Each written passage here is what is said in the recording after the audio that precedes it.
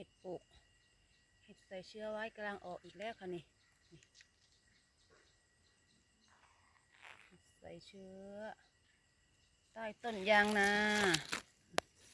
เป็นไข่กำลังพุดกำลังโผล่ขึ้นเห็ดก็อยากออกอยู่เห็ดก็แต่ฝนก็ตกก็เสียนั่นไข่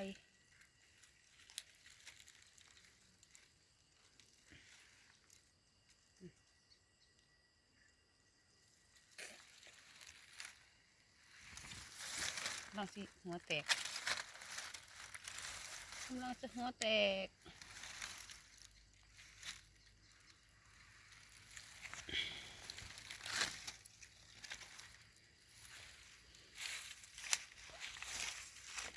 นี่ผมงัวเหยียบตัวงัวมาอยู่สองงัวเหยียบนี่งัวเตะเฮ็ดผูกใส่ต้นย่าง